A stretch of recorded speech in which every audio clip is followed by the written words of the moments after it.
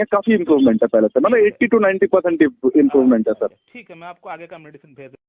दोस्तों, आपने अभी ये जो कन्वर्सेशन सुना, ये हमारा और हमारा एक पेशेंट का है जिनको पिछले 2 साल से सेक्स रिलेटेड प्रॉब्लम थी। और आज इस वीडियो में ये बताऊंगा कि कैसे इनका सेक्स प्रॉब्लम हम लोगों ने सॉल्व किया, जो कि सिर्फ 2 महीना में लगभग 90% सॉल्व हो चुका है। वो कैसे सॉल्व हुआ, हमारा क्या अप्रोच रहा, हम लोगों ने इनको ऐसी कौन कौन सी मेडिसिन खिलाई जिससे कि इनका प्रॉब्लम एकदम जड़ से समाप्त हो गया, तो आज इस वीडियो में हम लोग ये जानने वाले हैं। तो मैं डॉक्टर सुप्रियोता और आप सभी का फिर से एक बार बहुत बहुत स्वागत है मेरा इस YouTube channel homeo care tips पे। तो दोस्तों, ये जो पेशेंट है ये हमारे पास आए थे लास्ट ईयर दिसंबर में ऑनलाइन कंसल्टेशन के लिए।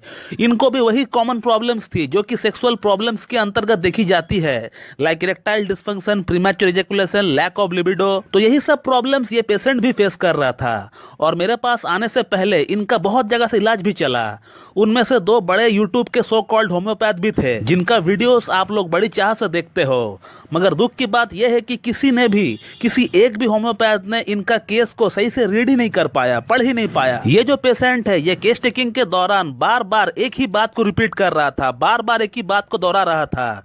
उस पर अगर कोई एक भी होम्योपैथ ने गौर फरमाया होता तो ये जो पेशेंट है ये कब का ठीक हो गया होता और इनको मेरे पास आने की नौबत ही नहीं आती। दोस्तों, ये जो पेशेंट है इनको आज से 3 साल पहले ट्यूबरकुलोसिस यानी टीबी हुआ था। और टीबी होने का बाद से ही इनको जितने भी सेक्स संबंधित प्रॉब्लम्स है वो स्टार्ट हुआ। उससे पहले ये पेशेंट बिल्कुल फिट एंड फाइन थे। ये पेशेंट बार बार दोहरा रहा था कि मुझे ये प्रॉब्लम्स नहीं थी, लेकिन जब से मुझे टीबी हुआ उसके बाद से ही मुझे ये प्रॉब्लम्स डेवलप हुई है। और उसी के बाद इनको स्टैमरिंग यानी हकलाने का प्रॉब्लम भी स्टार्ट हो गया, जो कि ये पहले नहीं हकलाया करता था। तो सेक्स प्रॉब्लम और स्टैमरिंग ये दोनों ही स्टार्ट हुआ टीबी होने का बाद से, पहले इनको नहीं थी। और जब मैं इस पेशेंट का केस टेकिंग कर रहा था, इस बात को इन्होंने कम से कम 10 बार दोहराया कि सर मैं इससे पहले बिल्कुल भी ठीक था, मुझे कोई भी शारीरिक प्रॉब्लम नहीं थी, लेकिन जब से मुझे टीबी हुआ है उसके बाद से ही ये सारी प्रॉब्लम्स डेवलप हुआ है। और इसी बात से मुझे इस पेशेंट का प्रॉब्लम का जो जड़ था, जो रूट कॉज था, वो मुझे दिख गया था। और वो जड़ है side effect of anti tubercular medication. यानी जब इनको टीबी हुआ था और टीबी के लिए जब इनको एंटी ट्यूबरकुलर मेडिसिन दी गई थी,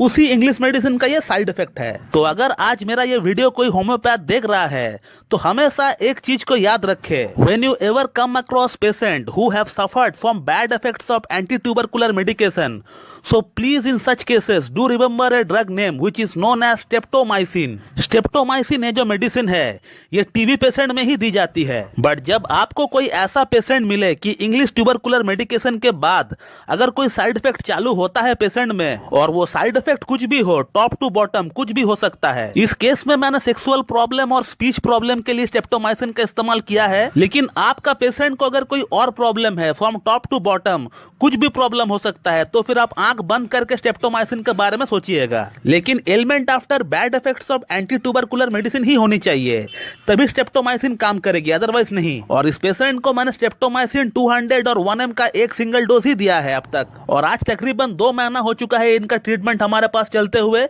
और इनका प्रॉब्लम कम से कम 90% तक सॉल्व हो चुका है। पिछले 2 साल से वो यहाँ वहाँ के मेडिसिन खा रहे थे, लेकिन इनको कोई भी फर्क नहीं पड़ा था। लेकिन हमारे पास सिर्फ 2 ही महीना ट्रीटमेंट इनका चला और इनका प्रॉब्लम कम से कम 80 to 90% सॉल्व हो गया। और इसी के साथ इनका जो स्टैमरिंग प्रॉब्लम थी, जो हकलाने का प्रॉब्लम थी, वो भी कम से कम 60 to 70% सॉल्व हो गया। मैं फिर से चाहूंगा कि आप लोग इस पेशेंट का फीडबैक एक बार पूरा सुने। हेलो जी, मैं बोल रहा था जी। डॉक्टर दत्ता जी जी जी। आपका जो ट्रीटमेंट चल रहा है हमारे पास इरेक्टाइल डिस्फंक्शन, प्रीमैच्योर इजैकुलेशन का, इन शॉर्ट अगर मैं कहूँ सेक्स प्रॉब्लम का जो ट्रीटमेंट चल रहा है 2 महीना से, उसमें कितना इम्प्रूवमेंट आपको हो रहा है? जी डॉक्टर साहब, जो आपका जो मेरा जो चल रहा था दवाई वगैरह, वो तो चल रहा था दिसंबर से, तो बहुत ही अच्छा उसका फीडबैक है मेरे तरफ से। अच्छा। अभी काफी इम्प्रूवमेंट मेरे को इसमें दिख रहा है। अच्छा। पहले जैसे कि काफी दिक्कत था, काफी ये सब मामला में मैंने तो आपको सभी कुछ शेयर किया है। हाँ हाँ, शीघ्र पतन का हाँ, लैक ऑफ। अभी जो है डॉक्टर साहब अभी क्या हो रहा है कि अभी फिजिकल इंटीमेसी का डिजायर बढ़ रहा है, इरेक्शन रह रहा है देर तक, मतलब बहुत सारा पॉजिटिव चीज हो रहा है। अब पहले जैसा नहीं रहा, स्पर्म काउंट भी बढ़ रहा है, काफी अच्छा है। पहले जैसा दिक्कत नहीं है, काफी इम्प्रूवमेंट है पहले से, मतलब 80 to 90% इम्प्रूवमेंट है सर। ठीक है, मैं आपको आगे का मेडिसिन भेज देता हूँ कल। ठीक है, ठीक है, थैंक यू। और इस महीना मैंने इस पेशेंट को स्ट्रेप्टोमाइसिन 10 mg का एक सिंगल डोज अभी तक दे दिया है। तो इस वीडियो में आपने ये देखा कि कैसे एक सटीक होम्योपैथिक ट्रीटमेंट की मदद से सिर्फ 2 ही महीनों में impotency, erectile dysfunction, premature ejaculation, lack of libido, semen की क्वालिटी सभी में इंप्रूवमेंट लाया गया है। जबकि किताब में कहीं पर भी स्ट्रेप्टोमाइसिन के बारे में ये नहीं बताया गया है कि ये सेक्सुअल स्पेयर में काम करती है। तो यही है क्लासिकल होम्योपैथी, यही है इसकी खासियत, यही है इसकी सुंदरता।